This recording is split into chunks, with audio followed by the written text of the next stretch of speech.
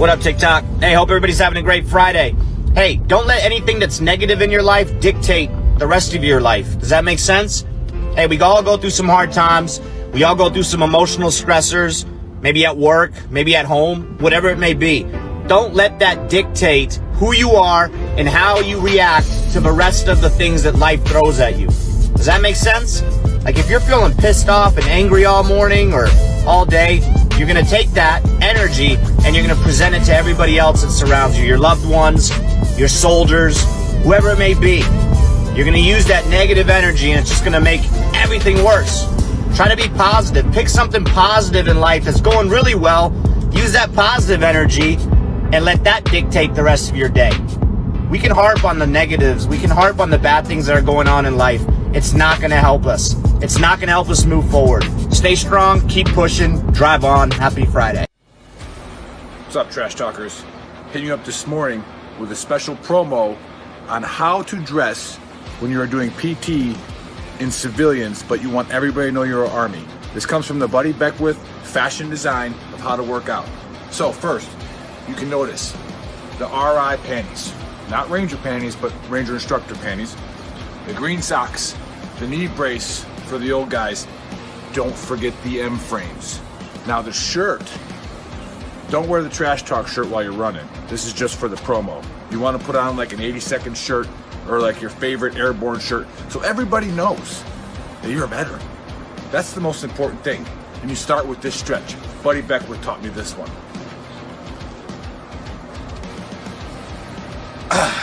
Ready to go. So, I'm walking out of the gas station and my co-worker, who's an old MP, but we still claim him, and has engaged the man in conversation. Not much for conversation with strangers, but he's got the tab. So, as I walk by, I say airborne, and the man responds with, and I quote, "Hoorah." So, after I instructed my co-worker to slash every single tire before he put the car in gear, I looked for the biggest rock. As I crow hop to throw it through his back window so he can stop posing as one of us, I actually wake up and realize that the man's ignorance had incapacitated me for a moment, and I was daydreaming. I mean, because in that moment you got two options. I chose the third option and said, "Incorrect. That's an incorrect response." And I kept walking. The man said nothing and he pulled away. So you tell me, what is it, a stolen valor thing? No Marine's gonna have an airborne tab, and no paratrooper's gonna say an hoorah. So you tell me, stolen valor? Hey, y'all, I'm going to work. I left you a note on the refrigerator. I love y'all. I'm gonna go.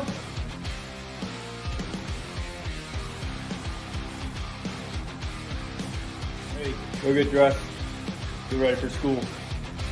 You're doing great. We're just tooling along. Shit! Bad guys! Stop!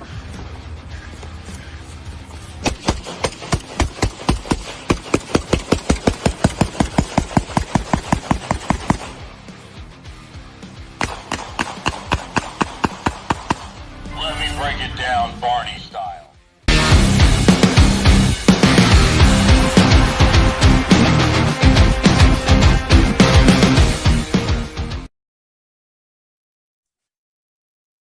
Today's show is brought to you by the Farkas Group at the Veterans Mortgage Source. Are you looking for a team you can trust for your mortgage needs?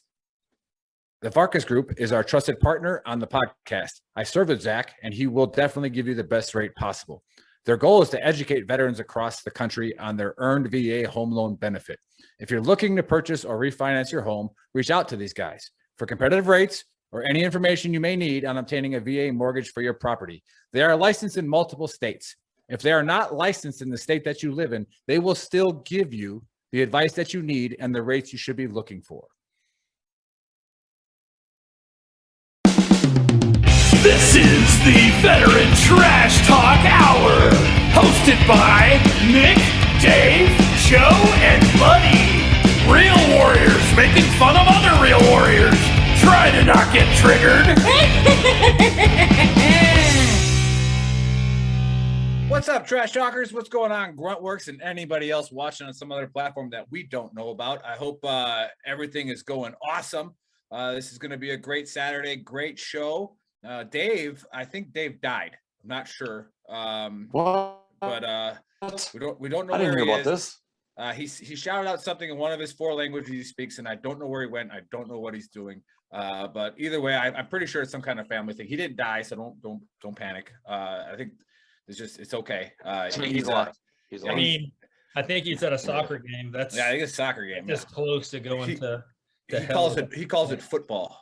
You know, Yeah. He calls it Bundesliga. But it's really just Little League soccer. I'm sure these guys will talk about it later, but it's kind of a thing is, you know, when you have partners in a business or you do things like a podcast or any type of company, even in the military, if somebody's got something family to do, and you shouldn't have to apologize for, hey, I'm sorry I can't make it on Saturday. I go to my kid's soccer game. You know, no shit, right? You'd be dumb not to go to it, right? And I forget what major CEO he said. If I ever find out that, you know, somebody misses a kid's birthday because you made them work, bye. You know, like it was a famous thing. It's like no, like go do your family stuff, man. Like that's should never be on top and more important than our awesome podcast. But the only thing Dave has to apologize for is going to soccer. Like your kid should play football. My daughter plays football. Like Right. you know, like it's America. We hit people, you know, and so that's what it is. Anyway, big shout out to our athletes play other sports. Yeah, big shout out to our sponsors. We got 10th Mountain Bourbon. Go to 10th Mountain Distillery and put in VTT. Get yourself a discount on some bourbon and some whiskey. And I got vodka and I got all kinds of stuff that'll get you in trouble every time you try it. And then we also have our main sponsor is Zach Farkas with the Veterans Mortgage Source. All right, so go there on our website, VeteranTrashTalk.com. If you have any type of VA loan questions or any type of mortgage question, just ask him, email him. He'll give you free advice. He does a show every first Wednesday of the month with me, and we go over a topic about finances or mortgages, and he helps out. And like I said, I served with him. He spent like a year and a half in Ranger School. He didn't get a tab, but you know, anybody who stays down there that long, you know, you can probably trust him. He tried his hardest. So that's a different story for a different time. Maybe we'll have him on. Other than that, I got Trigger Joe. He's here with us, and Buddy, who really cleaned up. It's surprising. Hey. He looks really good. Got a haircut today. Yeah. And then our special guest Ali Palmer, the CEO of LifeCon and founder, and he's also got a bunch of other stuff he's got doing, and we'll get into embarrassing him a little bit later in the show. And then we got VTT's heartthrob. All right, JC Glick is here, which again, sorry, face man, he gets. Don't make your pecs jump. Don't make your pecs jump. Don't do it. The only reason I got it, by the way, I know you want the only reason I got a haircut today is because I knew JC was going to be on. Yeah, I mean, seriously, like you got to step up your game. I'm tired of being hobo. I'm trying to be the faces I'm seeing. I'm tired of being the trash guy on the show. It's just like JC's on. I'm just going to sit here and be quiet. Well, you did cut a podcast. I think you guys are being fooled by the machete and the hatchet and everything in the background. That's giving you the impression that he's better looking than he is. Yeah, you're saying you do not find JC attractive? Crap, that's a lot of smack talk from. That's a lot of trash talk from the new guy. Hey, it's coming in hot. Yeah, I like it. You know, but again, JC's from the '80s. You know, just like me, Buddy, and he's radical. You know, so we are from the Andre Agassi era, where image is everything. Right? It doesn't matter how good you are; you just have to look like you're really good. And then that's like, you know, the whole, you know, if you wear your beret, you know, a sloppy way in an airborne unit and you run real fast, you're a sergeant. Like, it's that simple. And it's proven science. Trust the science. But Dave usually does a conspiracy, and we talk about it. We're not going to do that today. We're not going to talk about a conspiracy. We're going to address, you know, again, my stuff always revolves around being a triggered pansy. All right, don't be a triggered pansy. Everybody gets triggered. Don't become a pansy about it. Well, I've been really fighting hard not to become a pansy. And I have failed a few times this week based on the ACFT. Right. And again, I got it that, you know, leaders need to use Twitter now. They got to use social media. They got to have that face. They got to get that reach out. But it's a double-edged sword. You have to be very careful as a leader on Twitter and Facebook, and you say things like when you attack a member of the Free Press, no matter how retarded the comment is. All right, if you're a government official, shut up.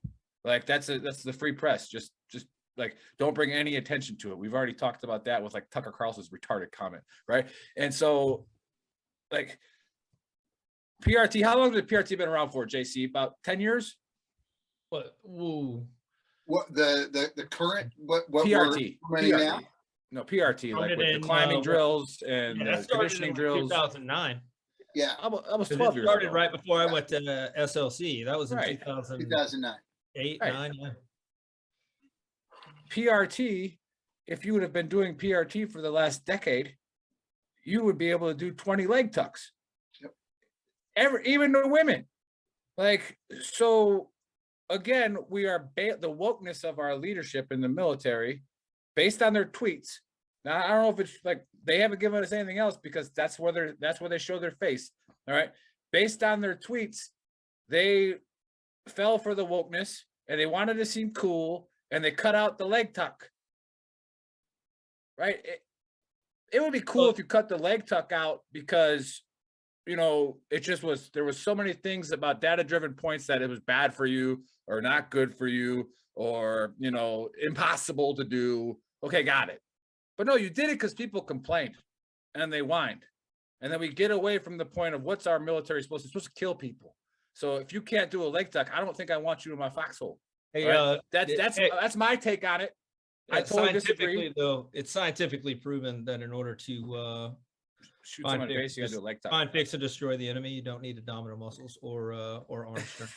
All right, hold on. I gotta tell you. So wait, there was a guy, and it was the guy who came in after me and kind of screwed up some stuff on that AC on the new test. But he said to me as we were developing this, he said, "What's the most important muscle in combat?" And I'm like, this is kind of a weird question. So I'm like, well, it's your core, or it's got to be your lats or whatever. You know what he says? He goes, "It's this." And I go, "Hey, have you been to combat?" And he's like, "No." I'm like, okay.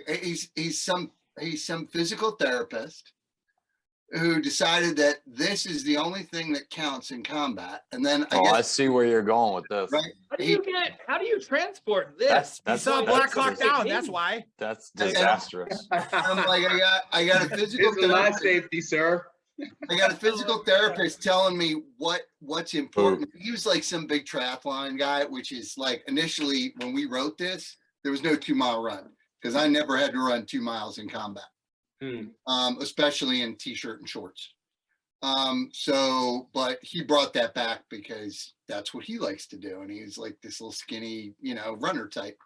But the problem is we make this not about combat fitness. We make this about fitness and equity and equality. And the problem is in combat, equality is a false god, right? I'm sorry. There are just certain things that you have to be able to do in combat.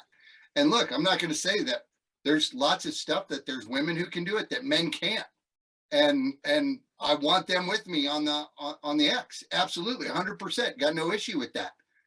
But let's figure out what are we asking people to do and why. We're asking people to close with and destroy the enemy. That's it. This is not some grand design. This is not some social movement. That is the only thing we have to do. And the good news is, now I'll piss off more people. The Russians are showing their ass that they're not great fighters. Well, obviously we're still doing what we're supposed to be doing, but we can be so much better if we stop worrying about trying to be woke as opposed to trying to be deadly. Yeah, and then you never get. I'll turn over to Buddy but because people are so polarized and emotional. And I like it on Ali. This will transition into what he does with this leadership thing. But emotional intelligence. Like, are you able to control your emotion? Are you able to control what you do based on your emotion? And they try to teach that, master resilience and all that kind of stuff. And it's like, but as soon as you get into a conversation, people's emotional intelligence really shows. And it's like all of a sudden you're this sexist monster that hates this, that. I'm like, I'm just saying that I think you should have to do a leg tuck if that's the test. like you shouldn't be able to complain your way out of it. That's all I was saying. I think that was just like, we can't have opinions anymore as, you know, a logical person. You have to be on one freaking side. And then it just gets annoying. So, buddy, what's your take on the ACFT? Was the leg tuck taken out because of science, or was it wokeness? Everybody knows it's science. You don't use your abs. Nobody uses their abs. Your core. Why don't you even call it that? It's not really central to anything. It's Is it a just core? like, well, yeah. Anybody like the skinny kids have 6-packs. Who cares? No, my issue with the ACFT has always been that at the beginning we made it about equality more than we made it about anything else. Well, that's one of the things, is that it seemed to be that it was, you know, we made it about the standard, which is, to me, what the standard should have been the whole time. And my complaint with the military and the government as a whole, especially when it relates to like the physical fitness test, it doesn't matter if you're doing 2 minutes of push-ups, 2 minutes sit-ups, 2-mile run and some pull-ups. Doesn't matter if you are running 5 miles. Doesn't matter what you're doing to test your physical endurance, right? If you really wanted to make the military not sexist at all or have anything to do with sex, and you thought that, then you would just have erased the M and the F off of the old PT test, put an S and just made the male standard the soldier standard and called it a day, because at base the spirit of the male and female standard was always that males were the ones that were going to frontline, like patrolling, combat, doing the physical jobs, and the female roles were relegated to nursing, pack, supply, things that weren't going to be as physically demanding. Well, when we changed that and we allowed women to come into combat arms, awesome. Everybody brings something to the fight, not a huge deal, but you still have to meet that base level. And, the thing that I always hated about the whole deal was that we always made these false comparisons, and they were like, well, there are 130-pound guys in the infantry. You're right. There are 130-pound guys in the infantry. And if I had my druthers, I wouldn't have them either, to be honest with you. If they barely meet the standard and they can't pull somebody out of a car or a truck, if they can't carry a 240, if they can't do their job, then they're a detriment to the mission as a whole. And there are exceptions to that rule, though, because Whitehead was 5'3" and 125, and he couldn't carry 240, but he made himself a valued member and an asset to the team because he was a phenomenal driver and he was a great gunner. Yeah, but it all goes to, no matter what you're talking about, it all goes to that person meeting that standard, right? Mm-hmm. Doesn't matter whether, what they are, right? And he never bitched about being small, ever. He never said, hey, man, you're a lot bigger than me. He never did. On the other side of that, when I first joined the Army and got to the 82nd, we had a guy, his name was Garza. It was a 240 gunner. This dude weighed 280 pounds, was probably closer to 6'1", maybe 6'2", big dude. He ended up getting chaptered out on the overweight program. He was, bar none, the fastest human in the company, the fastest runner the company had, and he could hump the 240 for night and day. So, the standard is the standard, and we should just, as long as you can meet the standard, it doesn't matter what you look like, doesn't matter what you've got between your legs. It just matters that you're a positive asset to the mission, right? And then, and then going into the ACFT, like the leg tuck, that's the exercise that we pick that we're upset about. Like I was always deadlift. I was always bothered by the deadlift. Yeah. Like, how many 18-year-olds are coming into the Army that have lifted before? I was like, man, there's going to be back problems all over the place. I've watched 18-year-olds try to figure out how to deadlift, like at the gym in the Army, and it's scary. It is scary for me to watch because it's all bowed back and like snatching and jerking. It's like, bro, calm down. Just with 35 pounds.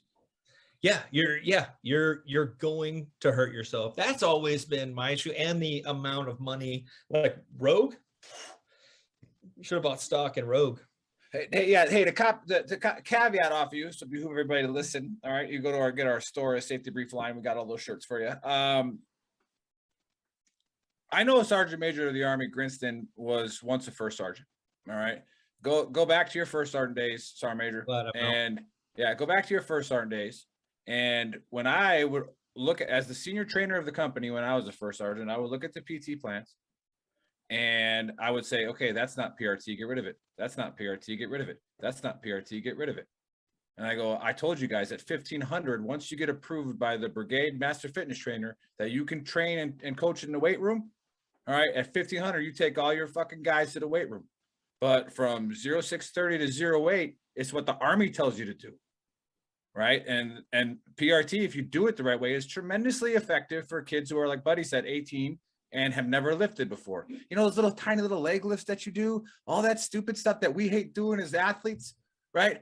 That's what Division I and pro athletes do to warm up. Okay, they do that little tiny stupid stuff. Okay, because that little tiny stupid stuff is what supports the bigger muscles fire. All right, I'm no biologist. Okay, well, that's the new phrase this week. No biologist, but that's what works. Okay, so again, you did not follow your standards that you guys set, and at the top, you guys failed. Right. And now all these war fighters are waiting. The war fighters, the guys and girls that are actual war fighters, they're just waiting for you to fucking come up with something. All right. Because they're just going to dominate it anyways. All right. It's about building the people who are weaker. And that PRT does that. Build those who are weaker. All right. There's one other thing that I think we've missed the boat on. And I learned this from Sergeant Major Birch. We're getting focused on the test and how well we do on the test, as opposed to what we test soldiers on is what they will practice. And if they practice that, they will be successful in combat. They will practice. And my fault. Sorry about that. And so what we need to make sure is that they're practicing the things that we want to test them on. And that's way more important than the score they get, because I want you to be able to deadlift. I want you to be able to throw. I want you to have a strong core. I want you to have a strong chest. I want you to be able to drag weight. All those things that we test, the only reason that we should test them is because we want you to practice them. And the problem was with the old PT test was push-ups, sit-ups, and a 2-mile run do not prepare you for combat. Correct. If we're going to prepare people for combat, we have to have them practice stuff that they'll actually do in combat. So, you know, everybody's worried about, well, what's it going to look like on my OER, my NCOER, with what my score is going to be like, as opposed to work on doing this stuff and getting better at it, so that when you go to combat, that's your test. It's not some piece of paper with somebody grading you. Your test is when you get into combat. And let's go ahead and focus on working on that stuff. Yeah, perfectly said. And like I said, the warfighter dominates no matter what. All right, the warfighter is going to find a way to win. That's why our Army is very successful, is because of the warfighters. Obviously, the support, we could get into that conversation all day long, but the warfighter is going to do whatever he can to win. And if a support person has the warfighter mentality inside of them, they're going to do whatever they can to dominate their job as well. Right. And, you know, so it brings in the whole psychology stuff. But before we turn it over to Joe for his soapbox, Ollie, what's your take on the ACFT? Yeah, funny you asked, Nick. Thanks. So the reserve unit that I'm in right now, I'm the Brigade S3 for the 2nd Brigade out of the 104th Training Division. Our job is actually to perform the drill sergeant-based reserve training for CST, which is the cadet summer mission for all the ROTC cadets that are going to become young lieutenants, and the West Point cadets, both basic training and field training there. So this updated ACFT guidance that came down from the chief of staff from the SMA is really very, very poignant. I'm not a huge fan of labeling things part of the woke movement or not. I don't really give a shit about that. You know, I don't really care for that term. I think it's polarizing in nature. You know, but I acknowledge that so much of what the senior levels of our Army has to do cannot just completely ignore the political aspect of things. I don't want to be up there. I don't want to be the chief of staff. I don't want to be the sergeant major, because those guys cannot make decisions. And JC has a really great point, but they can't make decisions that are just based upon what's beneficial for the soldier in prep for combat. That should be the case. And in the ideal world, yeah. But unfortunately, they have to pay attention to the support they get from Congress and, you know, what both sides of the aisle and how they think and what society's going to think and all the governors. And I just think it's an almost an unwinnable thing. So if I had to choose, it would be, look, these 5, you know, activities right here. Yeah, some of these are going to be better in prep for others. We all have some measure of maybe some different experiences in combat. My combat experiences were overwhelmingly having to lift one casualty from one vehicle to another. So if you can give me something that allows me to do that, yeah, that's going to be helpful for me. Additionally, I had to have stamina, because once the 4th engagement that we got into, it took us a long time to get back to the international zone in Baghdad. So part of that was vehicle, part of that was on foot. I mean, it's really a challenge. So yeah, we need to have physical stamina. You need to be able to run. You got to be able to be in good shape. I would argue, Nick, and this may blow the lid off of all of this, but I would argue the most powerful muscle that soldiers need to have. I don't give a damn if you're 17, you're 27, you're 45, male, female, transgender. Most powerful weapon, not that, brother. It's right here. It is. It's right here. It's mental agility. It's decision making. It's discernment. Yeah, we can get an emotional intelligence. That's absolutely critical. But when you're tired and it's hot, it's 145 degrees in Diwania or Mosul or wherever it is, or, you know, some east and western part of Syria or whatever the hell it is, you need to be able to still have enough wherewithal to be mindful of your men, weapons, and equipment and your buddy around you and be focused on the mission. If you're not able to do that, I'm not sure how valuable it is, how strong and tough you are, you know? And we had guys that they didn't withstand a test of time. And I remember the very first time the RIs messed with us in Ranger School. Yeah, 3-mile run, you know, you're going through, and yeah, and they had this big banner at the end of the 3-mile run. You did it, congratulations or something, which I thought was kind of strange. I was like, that seems kind of hokey for RIs to do that. But then we started singing cadence and getting all motivated and all that stuff. We were in LBEs, if you guys remember that. It was back in the late 90s. And Nick, we hit that end mark, bro, and they go, all right, 2.5 more miles. Just go. Just keep going. And the deflated morale that just dropped from my platoon was horrible. And we had to run in boots in LBE and BDUs another 2.5 miles. So that psychological, you know, sort of agility and strength that you need to withstand what's going to come at you at combat when that first bullet goes whizzing by your head. That's what I think we need to pay attention to. How do you measure that in the ACFT? I don't know, bro. When I'm general of the Army, I can figure that out. I don't think you measure that in the ACFT. You measure that in training, and you measure that because, I mean, the whole run farther than you thought you were going to run is an old NCO trick, and it's all there to thanks. It's all there to build mental toughness. That's all it is. I mean, that's the only reason. I mean, that used to be when I was a platoon sergeant. That was like my favorite trick. Like get to the barracks and then keep running past them. Another way you test that too is you just run them by a huge hill, and then you start to turn up it, and then you'll see right away that 5 to 6 guys in your platoon that are already quitting. Yep, just by looking at it. You know, go ahead, JC. He's biting. Yeah, well, what we're missing is that the physiological piece and the mental piece are inherently tied. Yeah. Oh, yeah. Right? They're one and the same. We know that exercise and fitness actually primes the prefrontal cortex to make better decisions, to regulate emotion better. Like so they're not different. It's all the same. If we want thinking soldiers, we need fit soldiers. We need soldiers that are used to exercising. And I don't care what gets you, you know, going and what it is, but you need to have that physiological piece to have that mental piece. And I think that's, but again, I know that the Army doesn't like to talk about that, but yeah, Ali had a good point too, and I said this in where I go to for my master's to Yale, the Southwest, UTEP. So Buddy's at the Harvard of the Southeast. That's Austin. Oh wait, I was gonna hold on because I was gonna make fun of Ali for just going to that fake. I almost made a shirt that said Harvard of the Southeast. Yeah. But before we we'll transition over here to Joe in a second. But I was talking in a class about, when people call politicians leaders, and I go, there are politicians that are leaders, right? But that's probably because they probably had the characteristics before they became a politician, the stronger ones. But politicians are very much, quid pro quo leadership, right? And they're doing the things that are transactional, as they'll call it in some of the books, right? But I say you got to give the president a little bit of credit, even when they're wrong, because they're sitting in the room and they're the ones that are listening to the State Department guys, the guys that are in every administration for the last 40 years that sit in the corner and they only talk when you say something dumb. They pop up and go, you can't do that.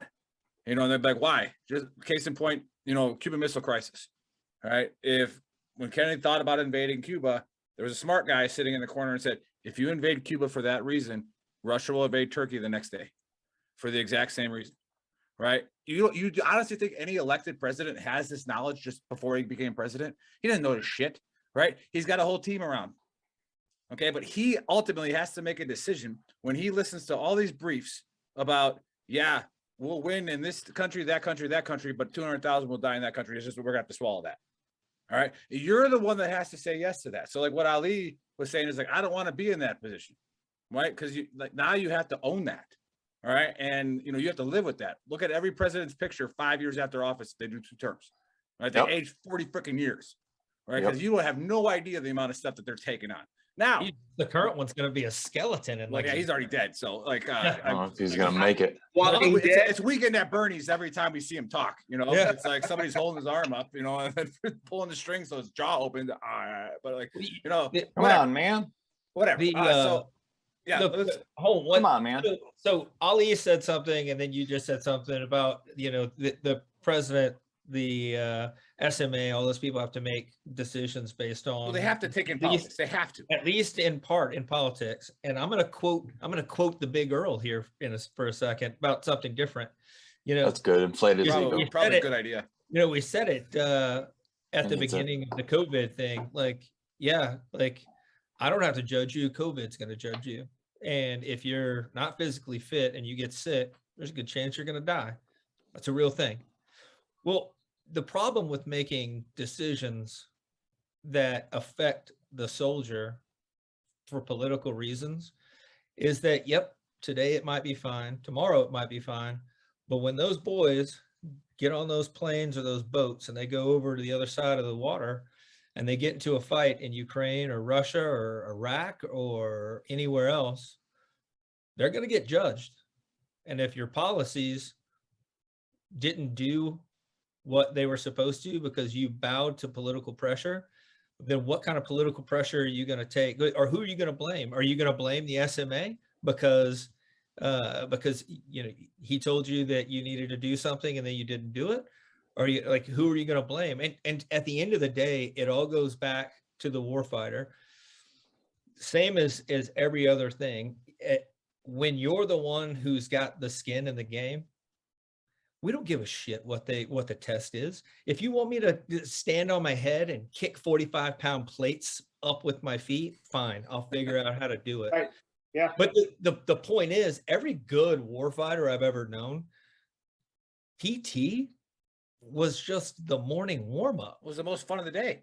That's morning warm-up. At 1500 or during lunch, they were at the gym, not playing basketball, but doing lifting weights, running extra. Jack 3D for lunch. Exactly. They're doing the things on their own because it has nothing to do with looking good in a bathing suit. It has everything to do with being ready just in case, because there's somebody else somewhere that's training also. And if you don't train as hard as that person or harder, then when you meet that person, you're going to get judged. Yep. But hey, let's transition over to That Joe rolls, for that his rolls right soapbox in, because he's that been rolls right into it, man. yeah, perfect. And then we'll get Nice. to It's Ali. a good thing I did that then. That was Great, good. Yeah. Great, Joe. Oh, hey, wait, Yeah, stop. I do have absolutely. to It's stop you. perfect. There's some comments. Somebody said, awesome shirt, buddy. Okay, buddy, stand up a little bit. What, Right? you want to see That's Boats. That's Christopher Boats Oshana. Our prayers and thoughts are still with him because he lost his wife to breast cancer. We love you, Boats. He's been on the show, he's been on the show a bunch of times. But if you go on our store, I know all you social justice warriors, we don't make a single freaking dime on that shirt. Okay. So like, don't worry, buy that one. Everything goes to Boats' organization to help. I paid full price. Yeah, also, we paid full price. We don't even put our discount codes in. I need okay? to put a discount code in for us. So and here in America, it costs money to make stuff, guys. Sorry about that. Anyways, so Trigger Joe, what we got? Yeah, no, I'm going to start it off one way and then finish another. Got kind of 2 points of talking here. But the first one, it rolls right off what Buddy was talking about. All the good war fighters, there's one other thing that factors in with us and always did, and I know Nick can back me up on this one. It's that it's a good, honest, healthy, consistent competition with each other. And all I was going to say was good on the NCAA, because when watching March Madness, it's like, it feels like these things that we lose in sports because the rule changes every year or kids are sitting out. Like, it feels like March Madness is that one thing that's in that bubble that they can't be touched by it.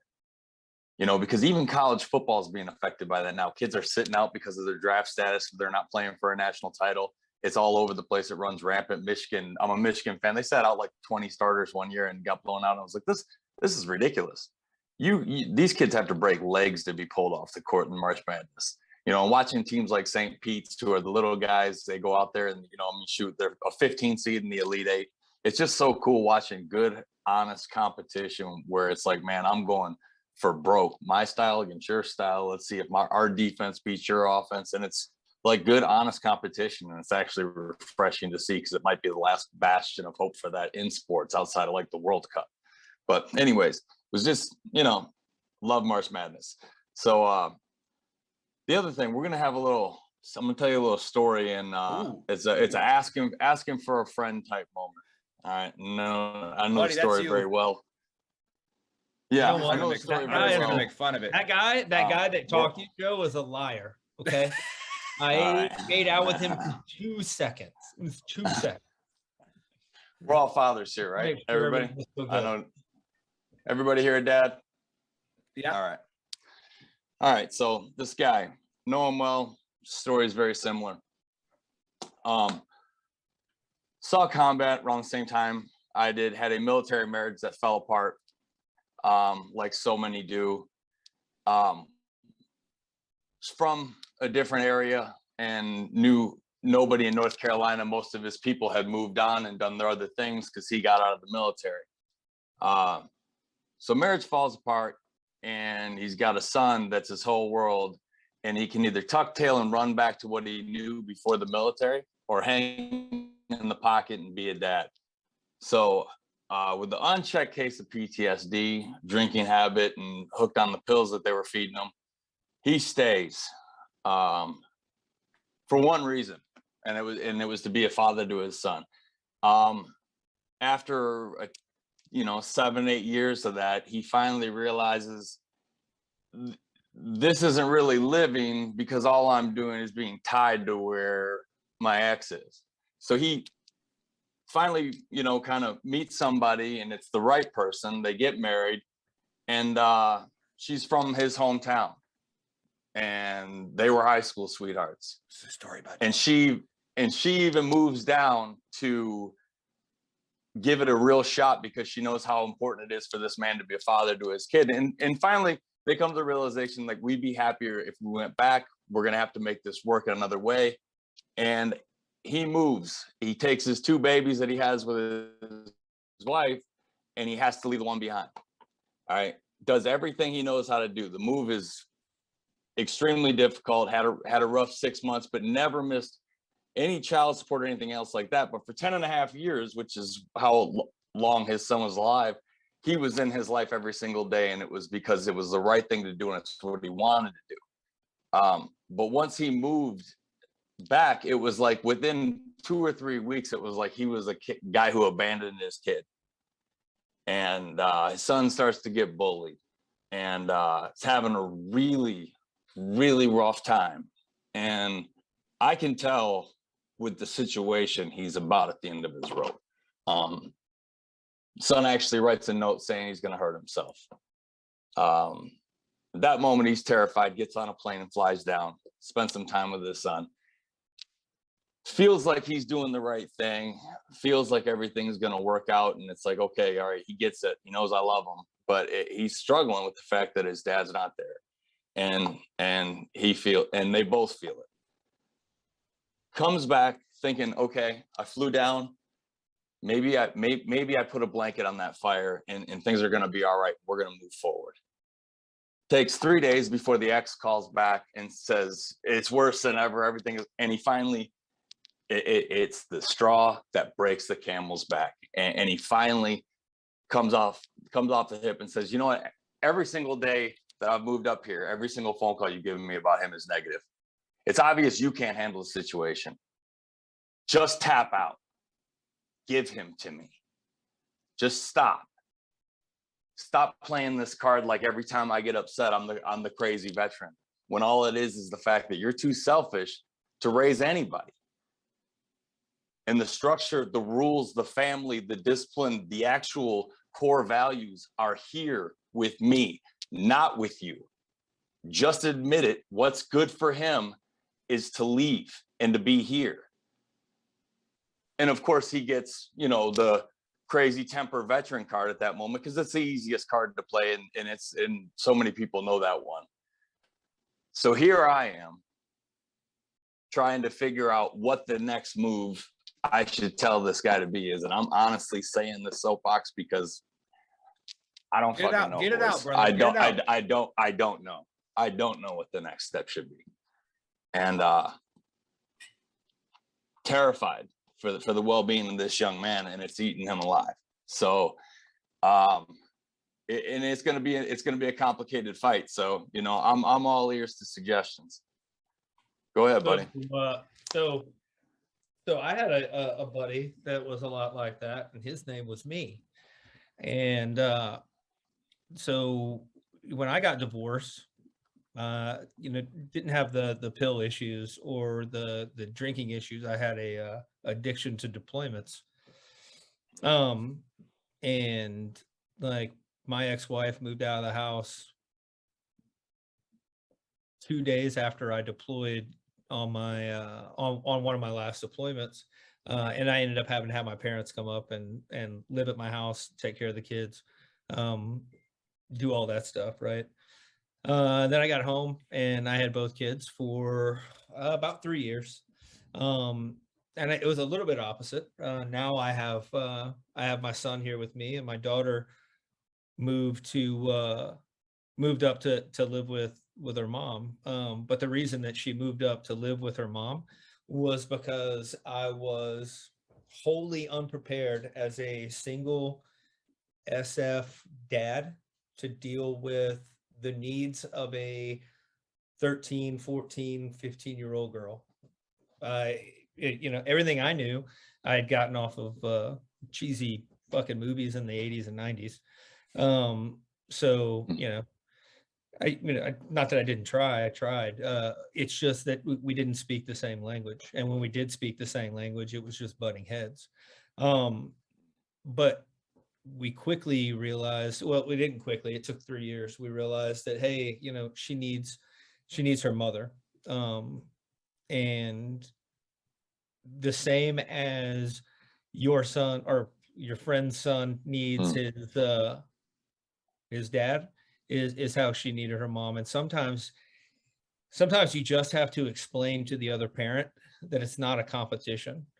The end goal of raising kids in any way is to have well-rounded adults when they leave the house, not to have spent more time, not to be able to tell them when they're 30 years old, well, I was always there for you and I did this and I did that and I did the other.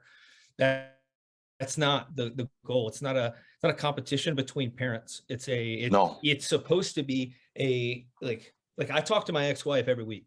Absolutely. Every week I talk to my ex-wife about how my daughter's doing. I tell her about how my kid's doing, and we get along. We're friends. Like we do. But the reason that we get along is because we set those parameters right when we got divorced. Like, hey, it doesn't matter what happened between us. It doesn't matter why we got divorced.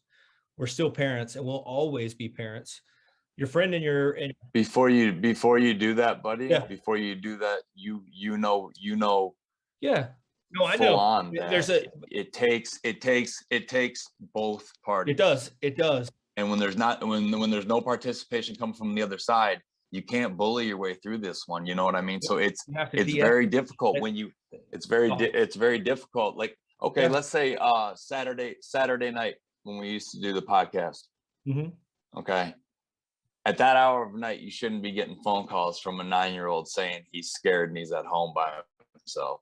No, you're right. You're I can tell you this much: that doesn't happen. That doesn't happen here. That doesn't happen. At the end of the day, Joe, that ship has already sailed. That's already You're right. happened. Now the hard work is You're right. de-escalating all those problems. It's just hard. Yeah. Sure. Hey, Sure. for those of you who are watching the show those of you watching the show for the first time, if you go watch our first couple shows, when all we did was tell stories about ourselves, combat stories. We opened up, we talked about the importance of it, and now we say every show that it's our favorite time of the week is this, because we always leave feeling better after talking to our brothers, talking about combat, talking about things that we all have a vested interest in. And I knew right away when Joe started talking that it wasn't about his friend, right? So I guarantee you he's going to feel much better after doing that. So those of you watching for the first time, these are real fucking stories. I try not to throw dirt on his mother, even if we disagree at times. The only reason I kind of started it off that way is just because it's really, I try not to turn it into me talking shit about her and her parenting style. It's just the fact that, man, it's so tough, Nick, because the just the way things are done, the drastic differesses. And it's just so hard to just walk, because sometimes what can you do? And this might piss some people off, and that's okay, because it's true. If you divorce and there's no abuse, there's no infidelity, there's both homes are happy and healthy and everything's good, and the kid would be good either way, mom wins every time, 10 times out of 10. Well, yeah, Chris. I apologize. Go ahead. So people watching, these are real stories, all right? And when it comes to combat, when you want to talk about that, if you think you've seen something worse than anybody in this panel, don't know much about Ali's, but you're not gonna scare us, all right? And you're gonna tell us anything probably new, all right? So Ali with a hand up, yeah. Nah, brother. I mean, thank you. First of all, this last comment, Nick, I thought was pretty powerful. I've been shot at a lot, man, and I've been through some stuff that no human should have to go through in my 16-month tour. But I will be honest with everybody here and everybody listening that marriage and raising children is some of the toughest crap you're going to go through. And in some ways, man, being over there in Baghdad, fighting AQI was a little easier. And sadly, Joe, I'm with you, brother. I've got a beautiful stepson who's 13 years old, and me and his dad don't get along at all. He lives a mile down the street, and we've spent eight years trying to figure this out. And he's still in this world of, I took his wife away and I stole his family and all this. And nothing I do, and I've tried everything. I've tried being his buddy, being his friend, the hard-nosed approach, I've tried everything you can try, counseling, therapy, kissing his butt, everything. Nothing has worked with this guy because his worldview on how to approach relationships, decision-making, parental responsibilities is 180 degrees different than mine. And here's the thing, brother, that's really going to hit home with you, I think, because I really feel your pain, Joe. The thing that's going to hit home that I struggle with is I don't ever want to look at my stepson and say, your dad is jacked up. He's on the wrong side of a lot of things, because I know that's unhealthy. And my wife reminds me of that. But I worry that if he doesn't get exampled what the right things are for life, then he's going to think that what his dad is doing is okay and healthy. And he loves his dad, and I don't think he's a bad dad. You know, his dad's not an evil person, but he's a knucklehead, right? So now I've got parental responsibility for my stepson, who I see as my boy. I don't see him as different than my biological son. Yes, sir, you know? And so I worry that, man, if I don't tell him, well, son, I'm not sure that's the best way to think about that. That's not how we talk to women, or that's not how we treat people with respect, or that's not really, you know, healthy to be eating, you know, ice cream, you know, at 9 o'clock in the morning. I'm just not sure that's right. But his dad is doing all this crap. So I'm in this weird back and forth place. And the thing that JC said that was so powerful that I admit I struggle with is, brother, if it was just as simple as we all love the kids, so let's just focus on what's healthy and best for them, I think that would be beautiful. 100% on the money. We love our babies. There's no argument there. The problem is we are also damaged. We are not 100% whole and healthy all the time. Forget about the combat stuff. That is enough to jack up your head. But there's also the parental issues we have, and where we military and our relationships and trying to navigate a crazy world. So now we are not 100% healthy and whole. And here we are supposed to be responsible to co-parent with somebody, which is why you got divorced and they're sorry behind in the first place. And now we have to figure out a way to work together with them to make sure the healthiest stuff goes into this child. And the shit's just really, really tough.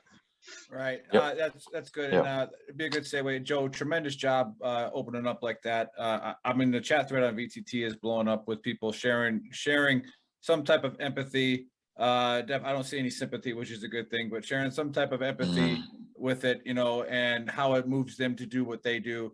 And so those of you watching and listening, again, you are alone in your head and thoughts. Okay. That's your responsibility. Okay. But bring it out. That's what the community was started for. That's what Veteran Trash Talk was started for. Bring it out, because you're going to get 20 to 30 people that are going to say, I have something similar to that. Right. Here's what I did. Here's what I do. I do this. Do you do that? Is it wrong? All right. Start it. Start the conversation. Okay. Make it happen. Now, I was going to make fun of Ali, but it's tough every time, you know, Joe goes, because he always comes at you with some heavy shit, which is in a good way, Joe, heavy, good stuff, you know. Hey, you know, if I'm going to unpack, you know, I'm going to do it at 2 o'clock Eastern time on Saturday, buddy. It's great. You know, Appreciate you, brother. And no, but that's, yeah, again, absolutely. We always say this every show, and I hope it makes other people know, come on here and do that, because that's what we do here. If we save one life a show, or we help, well, it doesn't have to be drastic of saving lives, but like if we help one person with this show today, I don't care if the show goes 2 hours, 3 hours, it usually goes an hour. We're already there. I think this is the longest we've ever went before we actually got to our guest before. But you know, you can see the conversation that develops when you just talk about it. Okay, just talk about it, get it out there. And this is more a message to everybody that's watching, and people who are scared to get it out. I got it. It's tough. All right, get it out. All right, get the demon out so we can. It does not come naturally. That's why we preach, because people need to hear it. Because as veterans, it is not a natural thing at all. So now we get to this. I get the distinct pleasure of getting to Ali Palmer. All right, now, as he's not, I'm going to say it this way, he's not the easiest guy to get a hold of during a week before a podcast to make sure we have everything squared away. But you know, we were starting to scramble, trying to find maybe some reserve emergency guests. We didn't quite know. But then when I finally got his bio, you know, and I read it, it kind of made sense. So like when I wrote in the script, it was like, you know, we all know that if you score really low in college in ROTC or an academy, you don't get infantry. So if you want to discuss why you weren't an infantry officer before you get into anything else, that's really only that I was concerned about. But other than that, we have Ali Palmer, and he has done tremendous things. I got hooked up with him through Rob Robinson, the Angry Colonel, we call him. All right. So, yep. Let's get into it, Ali. Welcome to the Trash Talk Hour. Appreciate that big time, Nick. Yeah. Thank you, man. And sorry about the juggling. It's been a crazy world. I've actually jumped on a new leadership opportunity recently that has my time stressed. And hey, Nick, you'll appreciate this too. I've made a recent investment in a new business here in Atlanta, Georgia. So I'm part owner to a craft brewery as well. So I've got a lot of things I'm juggling. Hey, let's get them on here soon. Oh yeah, dude. We like yeah, the that's beer a guys good because one. you send us samples. Funny, I you say that was too. waiting for you to say you did some teeth modeling because those things are magnificent. You challenged Sam Medina for whitest teeth I've ever seen. The guy who actually brought me into that deal is the president of the 75th Ranger Regiment Association. So I'm part of the Army Ranger Association, and he is a 75th guy, and really great guy named Art Attaway. And he lives here in the community, owns a few businesses, started a company called Three Rangers Brewing, and now we're partners. Yeah, I know. Sweet. Yeah. They're coming on the show. Yeah. Doc Attaway, good buddy of mine. He and I are business partners now, and it's been a great ride, brother. Yeah. Yeah. So tell us a little bit about your service, what you've done, and then what you got going on with your leadership coaching and the businesses you decided to do. Yeah, brother, happy to. And quite honestly, we don't need to do any promotion of my stuff, man. This is just I love being on the line with brothers in arms on personal, professional issues, sharing war stories. This is fantastic. But a real pleasure to be on, Nick. Thanks for having me. I'm a West Point dude, finished in '97. Lucky enough to go there. My dad was a Vietnam vet, actually, Air Force veteran. He's a crew chief in Vietnam. And he told me and my sister, hey, if you're interested in the military, these academies are the best things going. You paid for and you get a good education and blah, blah, blah. So he recommended we apply for them. We did. My sister went to Air Force Academy same years that I went to West Point. So I was lucky enough to get engineer. Man, back in the day, you were getting a death sentence to get infantry. I'm telling you. Nobody wanted to go infantry. Back in the day, what are you, like 30? Back in the day? Well, JC, I'm much older than you are, brother. I probably am older than you. I bet you I am. Moisturizes. There's no way he doesn't moisturize. Officers fight. When he was talking about going to Ranger school in the 90s, I was like, this dude uses some good what kind of late 90s? I went in the mid 90s, so I'm trying to figure out what you're 51? Nah, we might be close, man. I'm 45. Yeah, 40. I'm 51. So, all right, you barely got me. You barely got me. All that wisdom in his chin, you can see it there. It's like mine. Mine's getting close to JC's, but I'm 11 years behind him. It's getting there though. That's wisdom right there. So, but yeah. So West Point '97. You guys had a good football team back then, I think. We did, and as a matter of fact, we were one of only 2 classes in the last 100 years to beat Navy all 4 years of our time. Yeah. Only one other class did that. So me and Rob, he's my classmate. So he and I broke a lot of dirt together. We beat Navy. And that's a real big deal. You got to beat Navy. No matter what, the world could come crumbling down, war, famine, disease. As long as you beat Navy at the end of the year. Buddy's about to get in this conversation. Yeah. It's a big deal, though. Is it a big deal? It's kind of like watching the worst high school the best high school football game you can watch. It's the worst football on TV. Buddy, you are going to get something sent to you in the mail. Bro. Hey, I got a lot of good West Point football stories. So you probably went to school with Brandon Rooney as well. I believe he was the fullback for the team in '97. He was a major when I went to Ranger School. We went to Ranger School together. And Rooney. Yeah, I was picking pubes out of a urinal with him, right? And, right. And I'm laughing my ass off. And he was like, "What's so funny?" I was like, "I guarantee you this is the only time in my career I will ever pick pubes out of a urinal with a major." You know, and he goes, "Yeah, you're probably right about that one." But that's a good one. And the other one is, who's the quarterback a couple of years ago, 2016, who fumbled against Navy and then was bawling his eyes out with General Ordierno on the 50-yard line, like a little Steele, Trent Steele, yeah, something like that. Steelman. So he comes to Ranger School and gets down to Florida, right? And I'm sitting there and I get everybody in formation and I bring them out front and I go, so y'all saw what this guy did, right? Nobody knows what I'm talking about except for like him and like 2 other West Point football players there in the formation. I was like, he fumbled the ball and lost to Navy. And I go, you know how he handled it? And everybody's like, what was that? Sorry. I'm like, he cried like a baby, had to get consoled by General Ordierno, you know, and it's, you guys got crap. Ruthless, dude. And no, right. Well, that's what we do. You know, we mess with your head. And I was like, no, but bottom line is like, oh, you guys got no idea how hard that kid tried, the passion that he had, what had happened in that game. I go, just bring 5% of that passion into this class and you guys will probably all get goes. right? Like just that amount of, he let down his entire freaking, that's how he felt, he let down my entire freaking team, right? Even though there's 60 minutes in the game, right? Maybe it didn't have to come down to that fumble, right? Lots of other things. But I know the West Point stuff, Buddy's always a big commenter on the West Point football team. It's like, can we spend a couple more $1 million to talk about a football game with option left and option right? Don't worry, I got a question for Ali though. How bad were your grades in West Point that you didn't like? How many times did you apply to the Harvard of the Southwest before, or the Southeast before you got into the other old Harvard? Yeah, I got Austin P. Was it a bunch of times?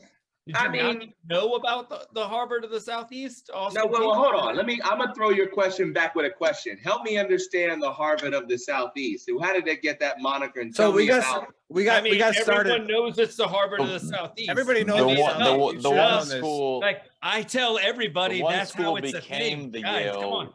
when Nick enrolled. When Nick enrolled is when they proclaimed that day. This is the Yale. I go to the Yale, the Southwest. Yeah, Yale the Southwest. I'm Harvard of the Southeast. We had a guest from Outlaws Incorporated, a young officer that got out, and his platoon name was Outlaws, and he starts a program to get guys who get out of the Army, schooling and transitioning, and helps them out that way. It's a nonprofit. So we had him on the show, and he was getting his MBA from Yale. And I had just enrolled at UTEP at the time when he was at Yale. So I go, "Oh, you go to Yale, huh?" And I was like, "Yeah, pretty much. I'm at the Yale of the Southwest, otherwise known as UTEP." And so it kind of took off from there. That. And then he goes, because of COVID, he's like, "Actually, I'm homeschooling at Yale, so I'm paying an extremely a lot of money to homeschool." Like it's like whatever. But no, for us NCOs, it's a big deal when we're in college. Officers, you're supposed to. So we brag about it like it's some badge of honor that we're now more. Yeah, good point. We're now way more intelligent than everybody else. I mean, but funny you mentioned that because wait. When I was in Iraq at the time when I applied to Harvard Business School. And my wife at the time was like, if you're going to go to get your grad degree, get the best one you can. Just go after the absolute best. I was like, yeah, the worst you're going to do is say no. I applied to Harvard, Yale, and Wharton. And I was in Baghdad halfway through my tour. And I got an interview at Harvard. And I was like, wow, this is great. And they were like, we understand that you're probably nowhere near Boston. And I said, yep, I'm actually deployed right now. And you have a lot of soldiers that apply every year. They said, no problem. We can do a phone interview. There wasn't like Zoom or Teams or anything. So then I thought to myself, you know what? Yeah, I can do that, but I know my personality. I know my presence. I'm going to put the best picture forward if I can be there in person. So I went to my boss, who was a general's aide at the time.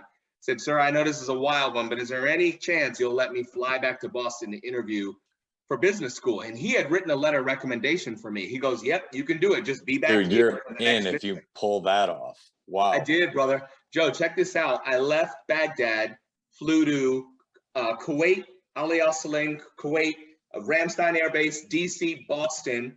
Didn't have a suit or anything. I'm in uniform interviewing there, right? She's like, why are you in uniform? I said, I'm so sorry. I just got in. And she said, okay, I appreciate your service and all that. I said, yep, and I've got to fly out. She goes, fly where? I said, I've got to go back to Iraq tonight. And her mind just was blown. And bro, I sat in on business to handle real quick. Interviewed. It took me 40 hours in the air back and forth, but I spent more time traveling than actually on the ground. Went right back to Baghdad that day. And I think that might have helped a little bit with showing a little chutzpah and a little bit of getting in there. That's a statement right there. Yeah, when I was in Samara, I asked if I could go back to apply for Harvard, and they said, "Sorry, you got gate guard." I was like, "Fuck."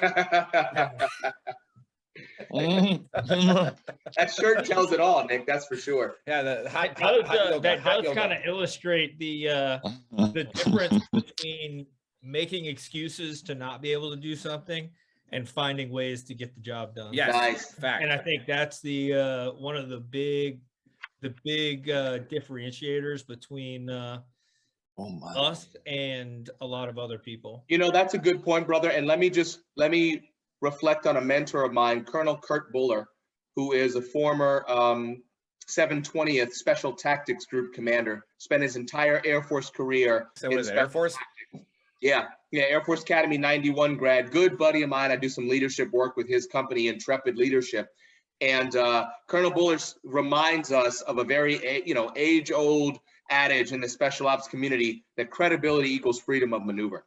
And so the credibility that I had built up with my general after the trust and doing my job and doing it well and never complaining and just coming in, day out, every single time. He's one of those guys that never wanted to sit back in the office in his chair doing business by email. We were out in the red zone every single week, even when the PSD said, sir, you know, a G2 situation, a little rough. I wouldn't go to this part of town. He's like, I don't care. We're going out there. We need to look at these projects. We need to get out there and make sure the engineers and the BCTs have what they need. So we're in the red zone all the time. I just never whined or complained about it. Just went out there every time. So when it came time for me to ask for a favor to get some leave for 3 days to go interview, or for a day and a half to interview for business school, yeah, credibility was freedom of maneuver. What years was this in He knew Baghdad? you weren't trying to get out of work. He knew you had something serious to do. That's right, brother. What years was this in Baghdad?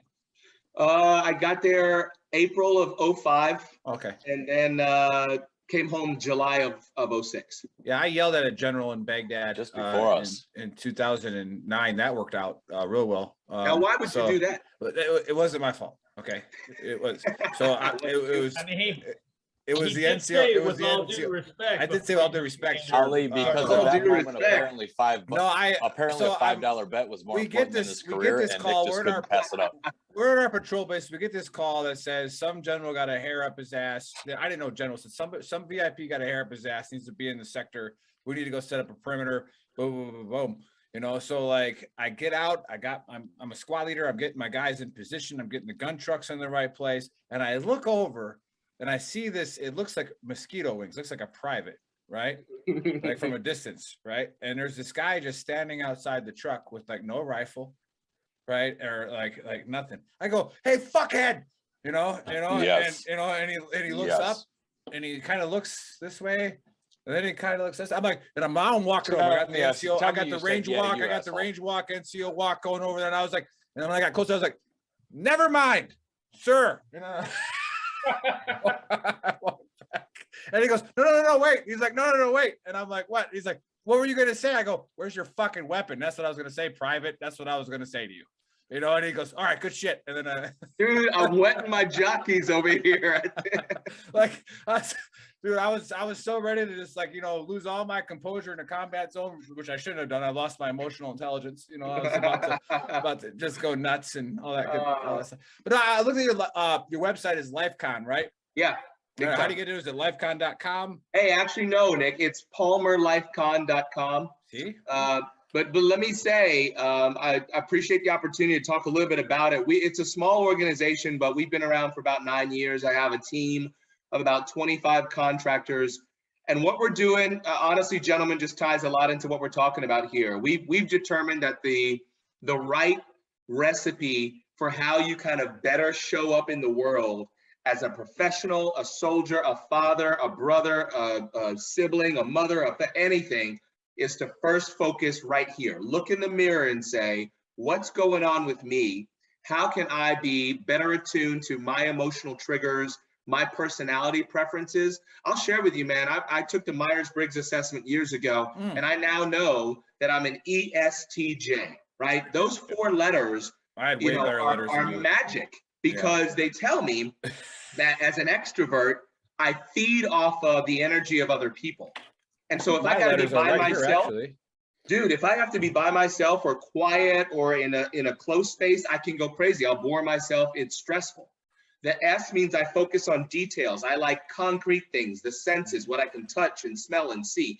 The T is how I make decisions. I make decisions based upon logic and thinking, not emotion and impact on human beings. And then the J is how I structure my life. I like order and I like discipline and timeliness. So now that I know that when my wife does something that's counter to one of those, it isn't because she's incompetent or doesn't care about me or is being rude. She has touched on something about me that is uncomfortable. So now I say, okay, wait a second, that's my S or my J, and let me get into a better frame of mind instead of getting mad at my wife for doing something fairly innocent. So we've got a lot of assessments.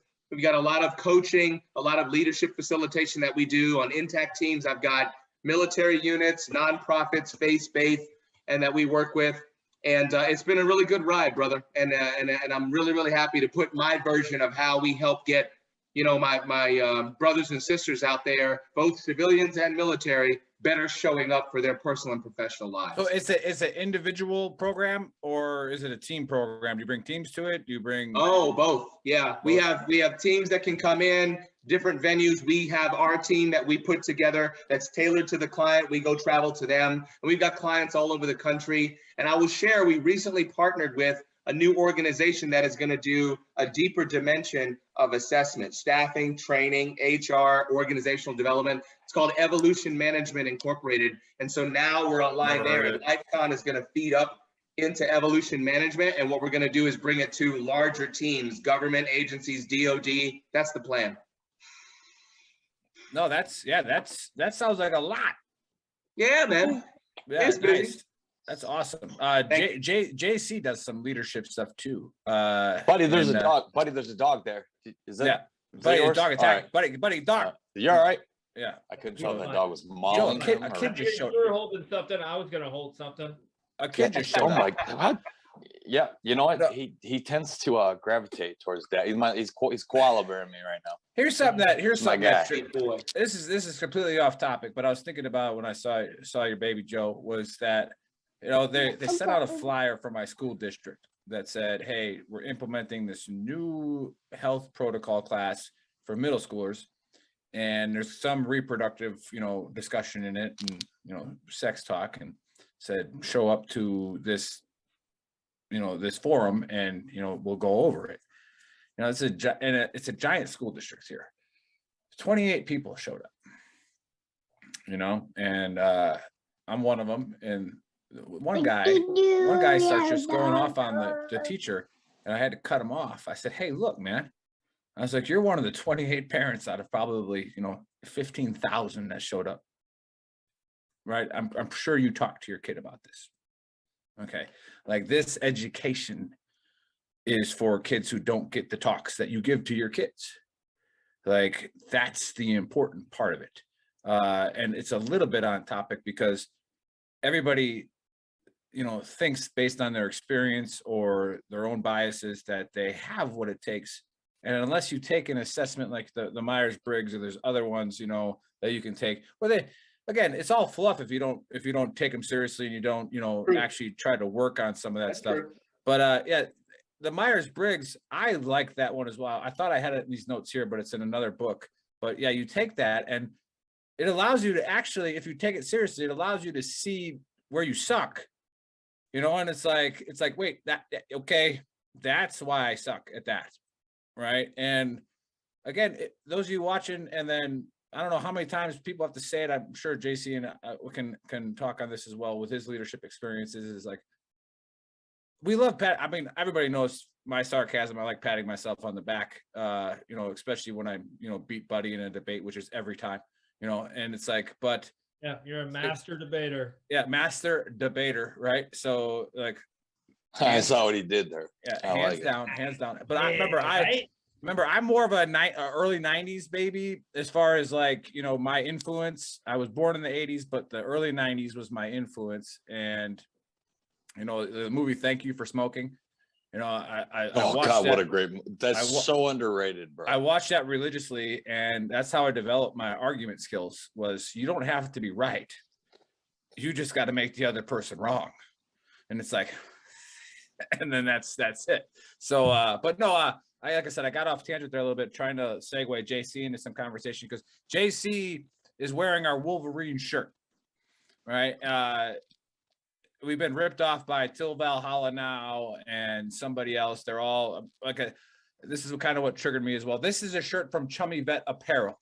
Okay. So those of you watching who are haters, we own an apparel company. It's called VeteranTrashTalk and Gruntworks. Okay. I will still rock the shit out of another veteran-owned company stuff. Okay. And I will still promote the hell out of another veteran-owned company. Okay. So I don't care that Till Valhalla is selling those. Get loaded off of it, bro. Don't care, right? Like, awesome. But JC is wearing a shirt that, yes, we do donate to the Ukraine, right? I didn't know how to donate. Do we give it directly? We got yelled at because we didn't know how to donate to the Ukraine, but we're still trying to figure it out. JC has actually figured out a way to do it. JC, talk about that little program that you guys did and how you helped out, if you don't mind. Yeah. And before he says that, just having said that about Till Valhalla, I will say one thing. Till Valhalla, it's not against the rules to be unoriginal. That's all. No. That's all I'll say. No. That's all I'll say. But I do don't It's like not that, against the rules. If Be any of you unoriginal. follow Veteran Graham Copycats. on Instagram, they ripped off our demon shirt, and that they're not doing it for good reason. So don't like them. But so yeah. JC, talk a little bit about that program with the Ukraine. So it was really my wife. She realized she reached out to the Ukraine church that's here on Long Island, and they said, you know, they're turning away civilian stuff like clothes, food. They're turning away civilian stuff. They said, we really need military stuff. And I joke with her and I'm like, I think this is a way for her to get some of my military gear out of the basement. But she starts collecting military gear and then starts getting people to you know, go to 511 and buy plate carriers. And you know, we did Ultima boots and we did Mystery Ranch packs. And then what we did, because the civilian aid is actually taking a long time, the church ended up chartering a small plane just for the military gear. And we put about a pallet's worth of military gear on this very small plane, and it went right to Poland.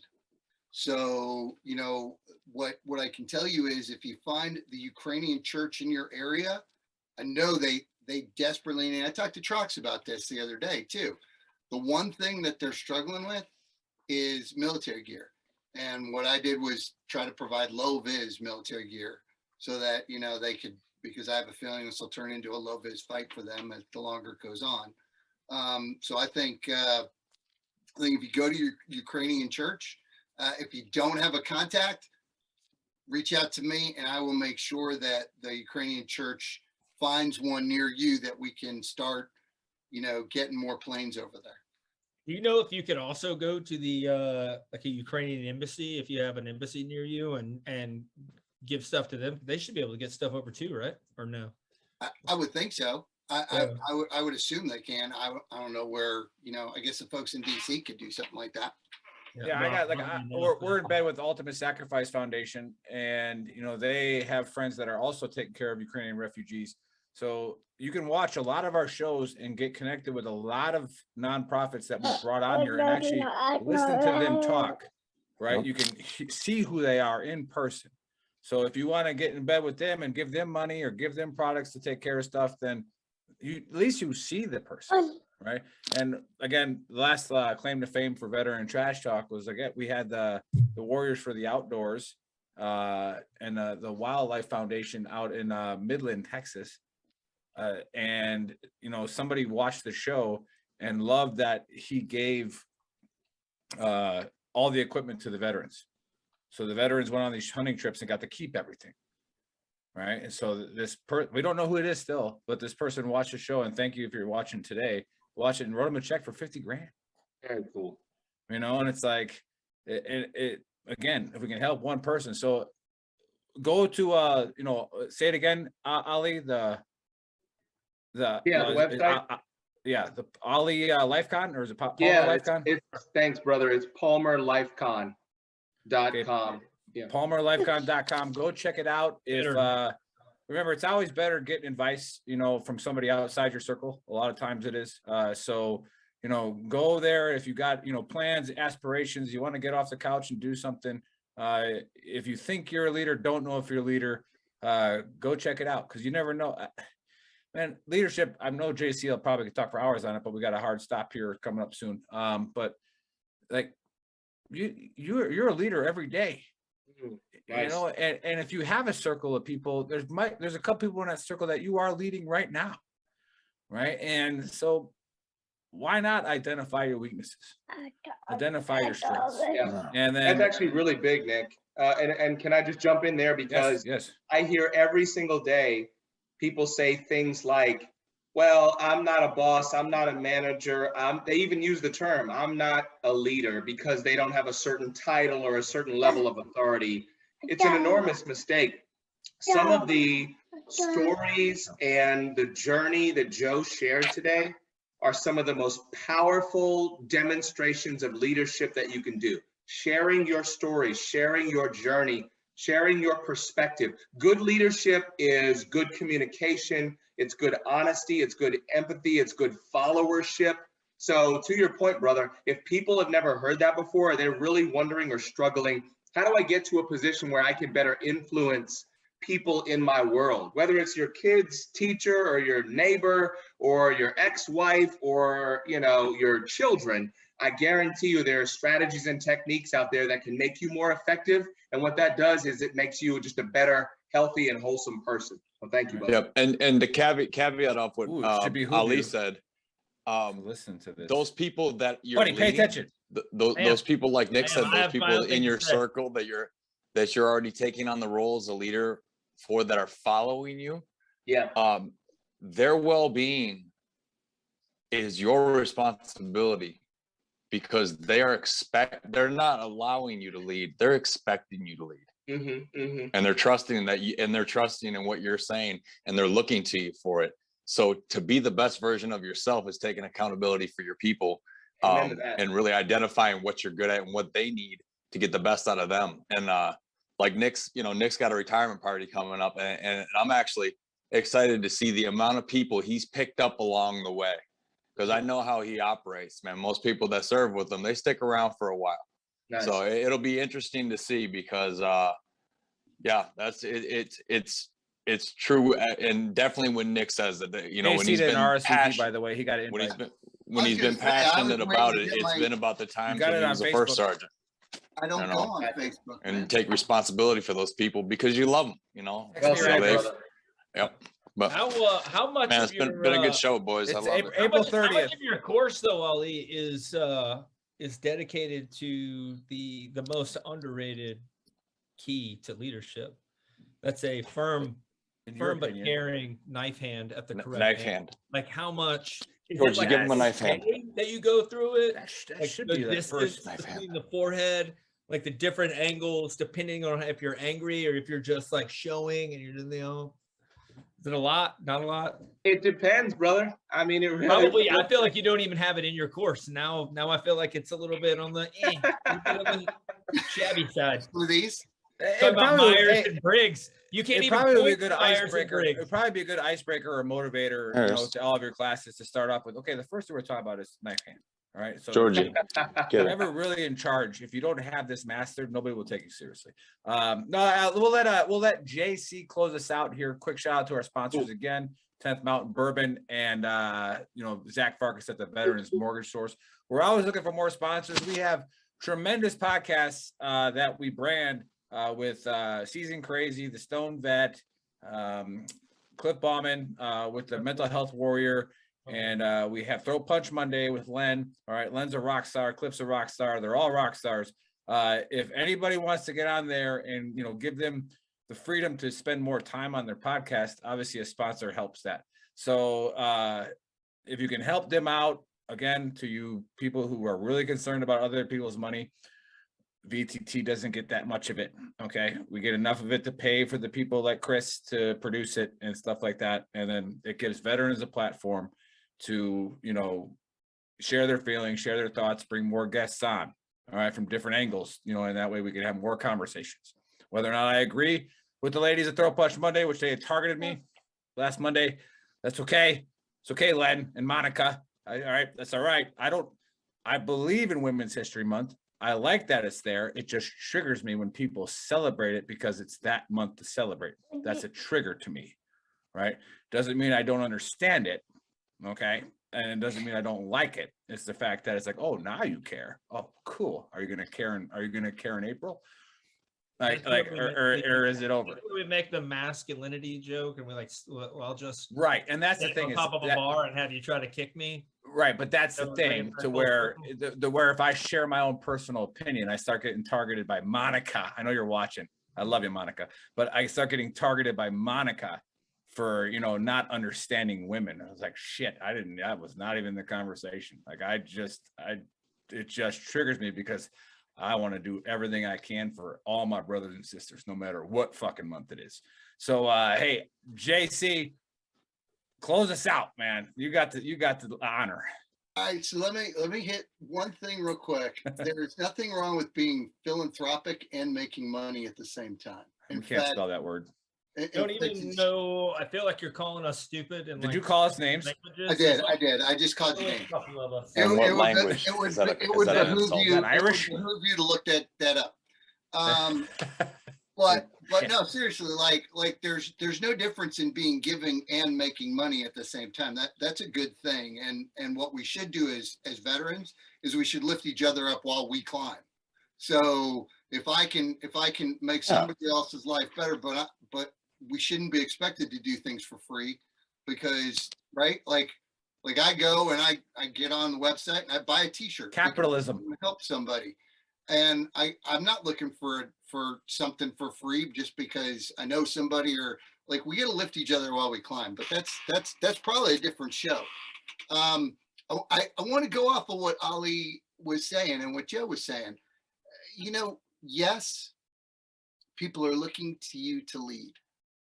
That said, as a leader, I made more mistakes than I had successes. I screwed up a lot of stuff. In fact, the reason I got to be a better leader is because I screwed up so much stuff. I learned some empathy. I learned some humility. I learned some loyalty, right? And those things helped make me a better leader. So what I'm going to say to, you know, and I Joe, I want to talk to you about your situation, because, you know, I'm coming from the divorced left. My kid is in South Carolina and I'm in New York, but what I think is really important to those that we lead, and something that they don't hear enough of, is I'm going to do the best I can, but I'm going to screw some stuff up. I'm not going to get it right. And I'm probably going to mess up sometimes in really big ways, but I'm not trying to mess up. And you're going to mess up, and you're not trying to mess up. And together we're going to get there, and we're going to figure this out. You know, I went from 3 kids to I now have 6, you know, 3 stepkids and 3 biological kids. And I'm going to tell you, like, I tell them all the same thing. Like, I'll give you what I think. Keep in mind, I could be really wrong, because I'm only going with what I know. So be a little kind, like, that's a lot of pressure. Blending families is daily work. Yeah, and it's a lot of pressure to put on yourself. Like, I got to lead these people the right way, and they're looking up to me, and they're looking to me for leadership, and that may all be true, but you've got to teach them the same humility and empathy up. As you know, when I work with organizations, I always talk about, you guys are really hard on the boss. Has the boss ever been in this position before? You know, a lot of times a president or a CEO never did that before. Have you ever been the parent of an adolescent? Until you're the parent of an adolescent. Oh, by the way, that adolescent, because I've had 3, and all 3 of them are freaking different. So, and now I got 6 adolescents, and they're all different.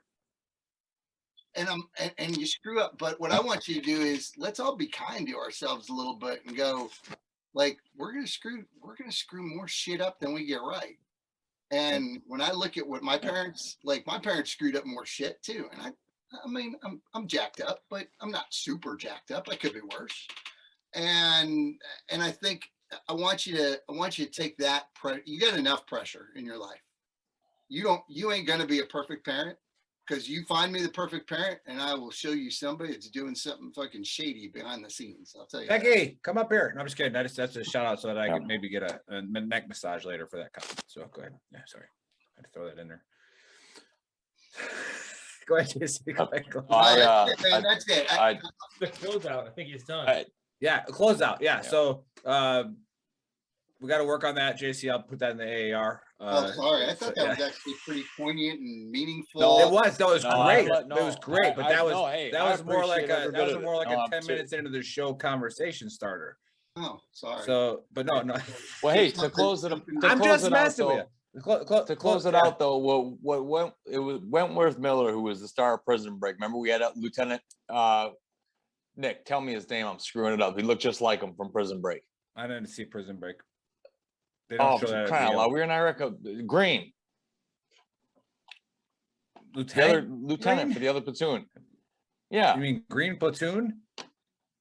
Yeah. Lieutenant Johnson? Who was it? Johnson. Yeah. It looked like Wentworth Miller. Anyways, I saw a quote he said he was talking about when he screws up. Yeah, hard one to remember Johnson. He screws up or he forgets Johnson. Yeah. But no, he's a surgeon. He's a surgeon now. Common. He's a surgeon now. Yeah. But he said you know, when you screw up or when you do something wrong, he said the first thing you do is you abuse yourself in your own head, like idiot. How did you screw that up? What are you stupid? And it's like start talking to yourself like you would talk to one of your friends when they screw up. Because if you talk to your friends the way you talk to yourself like that, you wouldn't have any. So start being a friend to yourself. I think that's a great way to close this out. You should probably go back. You should probably talk to yourself like you talk to your kids, maybe, or something. JC's already triggered for my criticism of him. So that's what my friend do. I'm like, Ali's raising his hand, dude. Why did you do that? It's a clap. It's a clap. Yeah. I'm not raising. I'm celebrating, bro. I'm raising the roof. You ever have a friend that got an STD joke? Because that conversation is never like, oh my God, I'm so sorry for you. It's like, you fucking idiot. Dumbass. Yeah. Well, yeah. If he's in mental shambles, I'm sure it was her first time ever trying that. Yeah. You know what? Come on, buddy. Those are high school problems. I'm talking about grown man problems. Yeah, I'll tell you what my friend said to me. That's Magic Johnson. The day I found out I was getting a divorce. But that'll be after the show. Yeah, but we'll stick around and we'll chat after the show. Sorry for those of you that don't get to listen to our after the show talks, because those are even better. Maybe we should start recording them, but you never know. But hey, again, pleasure, guys. Make sure you check all the podcasts on our platform. Again, all those people would love sponsors. So if you find something there, then that frees up more time for them to do the great stuff that they're doing. And if you haven't watched the Season Crazy podcast yet, I don't understand a lot of the stuff that they're saying, but it has a lot of followers. So you might want to go check that one out. And then Throw Punch Monday and then Clifford Show, Bauman Show are out of this world awesome. The last Throw Punch Monday, where they covered Women's History Month and they covered what women go through in the military. And then it brought up a point when we had Laura Colbert on, the author. She came on the show and talked about how in 2004 you'd have helicopter pilots that hover over the women's showers, right? Like it's just terrible, right? Like we don't deal with this shit as guys necessarily in the infantry units, because like we never saw it. Never saw it. We had good leadership, and if you acted sideways when there was a female in the room, you were fucking done. Yeah. So so it was foreign to us because we never saw it. I'm sorry. In an infantry platoon, you didn't have to hover a helicopter. There were plenty of helicopters going on in the tents and barracks. Yeah, exactly. Yeah. Had our own version of the you. hovering helicopter. But I'm glad I got off to that tangent. But I was just trying to do is say, hey, watch those shows. All right, check them out. They're a bunch of warriors that are sharing their stories, and they deserve some attention. So go check them out, and we will see you guys. I don't know what day is the 26th. All right, so we got something coming up in 2 Wednesdays with Zach Farkas, and then we have a lot of good guests coming on, to include Colonel Nightingale. He's coming on in a couple of weeks, and we got the Three Rangers Brewing Company. They're coming on as well. And Father's Day, we got Hooten and Young Bourbon and Cigars. Okay, so yeah, buddy.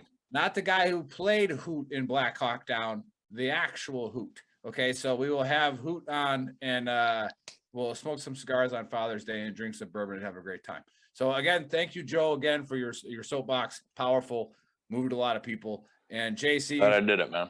JC, pleasure of you coming on. Ali, I'm glad we got you on the show. I will tell you, the Vegas odds had you at 3-1 not showing up. So I'm well, because you didn't get back to us, for so long. But we got you. I would, brother. And buddy, I'd say did you hear my story about buddy, Boston? I'd say thanks for something, but you're just buddy. So I'm just you know what? Just buddy. No thanks needed here. Yeah, no thanks needed. I do what Thank I do. you for your service, buddy. I do That's all you're getting. He's retired now. Thank you for your service. Selfless sacrifice. We'll see you guys next week.